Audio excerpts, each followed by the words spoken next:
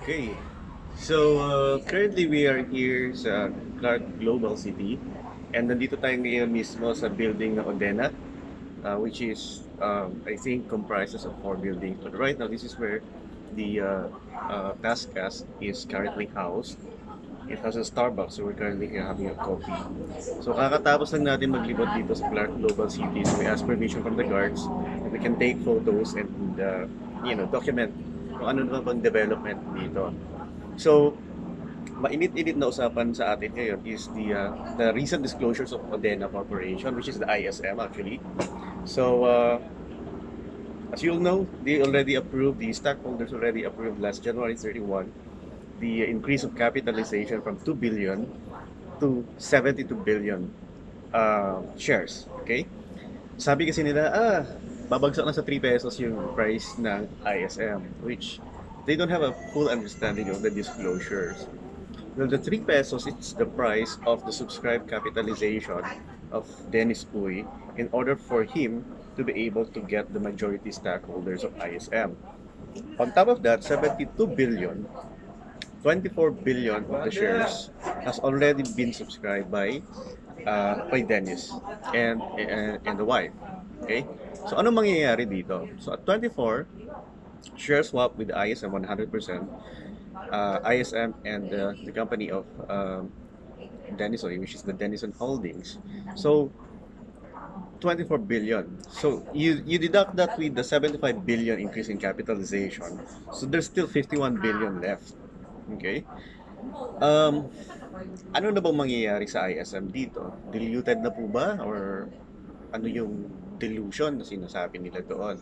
Well, the delusion comes to the voting rights of the shareholders. Because the shareholders definitely, especially let's say for Recto, dati si Recto meron siyang 12.54% ownership in the company, but because of the increase of capitalization or the capital stocks, naging 1% na lang siya. Yun yung problema doon. So, if you are after to the voting rights of the management rights of the company, yun yung nadidilute. Okay? Pero, lilipad ba to? Magiging to the moon na ba to? Magiging 1,000 na ba to? Tulad ng Globe or Tel? Well, we have to understand that this is a holdings company. A holdings company doesn't have a direct operational business. They throw in their money into companies that have a direct operational business. So, paano mangyayari? While ISM, kung nakikita nyo, bakit ISM kasi matunog? Pero, ang front talaga during the telco is Miss Latel. Because Miss Latel has the franchise. Unfortunately, Miss Latel doesn't have it did not comply based on the requirements that after 5 years of getting the franchise, they should be IPO. Pero hindi naman siya na IPO, di ba? So, dalawa ngayon yung mangyayari. Either they go for so let's just wait for the result ng hearing ng Senate, okay? But definitely the Senate cannot provide judiciary judgment on that. It's only the court. So, ang sinasabi ngayon nila po as part of their legislative power is to provide the franchise needed for Miss Latel para magtuloy lang. So ano na mangyayari? Will the price of ISM go up? Para sa akin kasi ganito yung mangyayari yan eh. Mabigat yung 72 billion na shares. Where just imagine 72 billion owns the shares. So although sabihin na natin that 51 billion still in the treasury. 24 or something, 25 billion out there. Mabigat yun. Para mapataas mo yung presyo nun, dapat maraming bumibili talaga. You have all the foreign investors buying for ISM. But you have to take note, ISM is a holding company. If you are buying ISM because of the telco company, maliit na portion lang yun. Because the consortium that won the Miss Latel is Miss Latel, CLC, in China. China Telecom. Pero bakit mas gumagalaw si ISM? Because of the backdoor of Dennis Uy to make ISM as the holding company. Pero ang holding company kasi, it generates its income from the income that has invested into this particular company. Hindi pa naman operational si Mr. Ler. So anong mangyayari? Magto to the moon? Definitely not. Baka ang basa ko dito, maswerte na kung umabot pa ng 14 to. Why? Let's take a look at all other holding companies. SM Prime, sabihin na natin sa SM Prime Holdings. SM Prime, kung titingnan mo yung number of shares niya, it has 28 billion shares. Currently, price, naglalaro yung presyo niya around 31 to 40. Maswerte na kung 39.9 or 49.9 yata yung 52-week high niya. That's a holding company. Okay? You cannot compare ISM to Globe or Tel. Bakit? Because Globe and Tel are directly operating as a telco. Sino yung mag-ooperate na telco under Udenna? It's Miss Latel. Unfortunately, Miss Latel is not yet publicly listed. So ano ang mangyayari? Si Miss Latel, kailangan niya mag-IPO. Kung if you are just simply eyeing for the third telco, Miss Latel is the bet. Kasi si yung third telco, hindi niya mapapaangat yung presyo ni ISM. Sa ngayon because nag-increase ka ng capitalization, 72 billion. That's a big number of shares.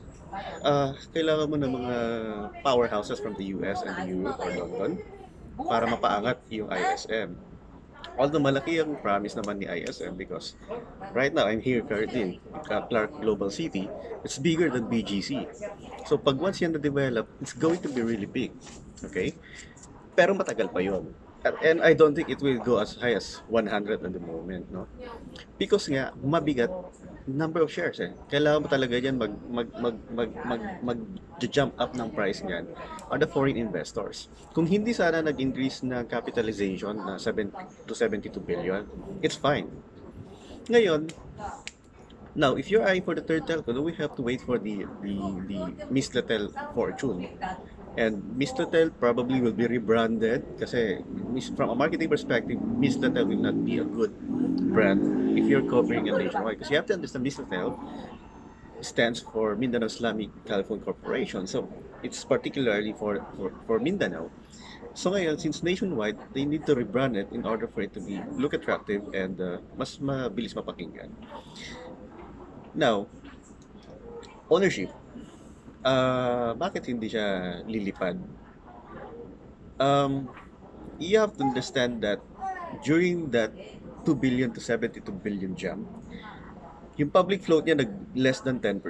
So they have to comply with minimum 10% as required by the Philippine Stock Exchange. And how are they going to do that? Dalawa lang yan Either magbebenta si Dennis Oy sa public, which I doubt he will be able to do that, or FOO, follow-on offer. Bakit?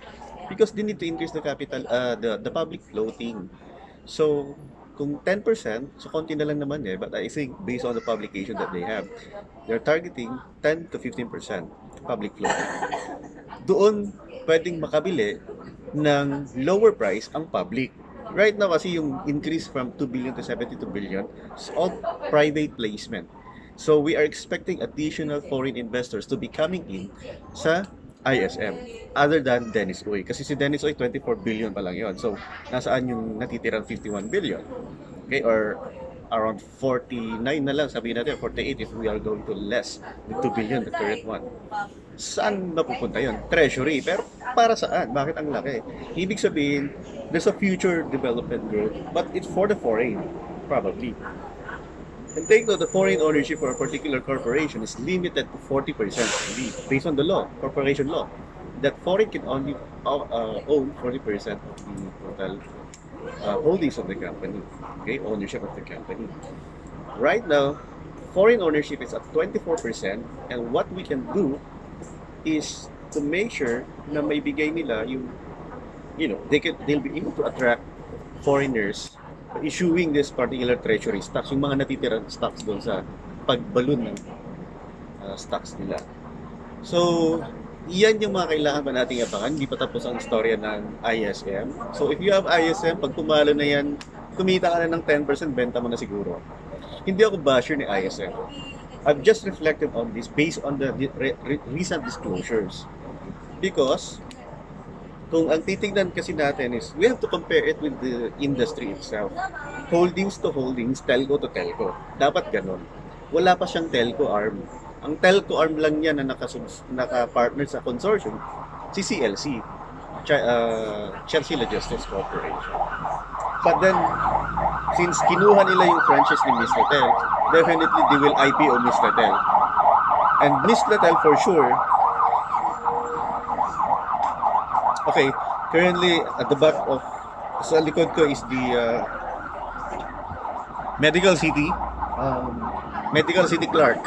So, very strategic yung location dito. If BGC has St. Luke's here, they have Medical City.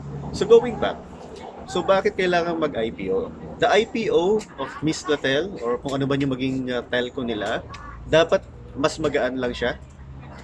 We have to compare it with Globe and Tel PLDT has only 216 million shares. Globe has 133 million. Magaan yun, kaya napaangat nila ng malaki at up to 1,000. So, hopefully, yung magiging IPO ni Miss Latel, around 100,000 or 100 million or 200 million para matapatan niya si Tel at saka si Globe. Because eventually, pag kasi masyadong mataas yan, mahirapan din siyang lumipad. Mas magaan, mas maganda para maganda yung developments niya. Okay? So yun lang muna sa ngayon, and I'll be showing you some pictures that I took here around the Clark Global City. And let's discuss. If you have questions, post it in the comments so that we'll be able to discuss kung ano man yung mga questions ninyo. So this is just a reflection based on the recent disclosures. I'm not bashing ISM. Kumita na ako kay ISM.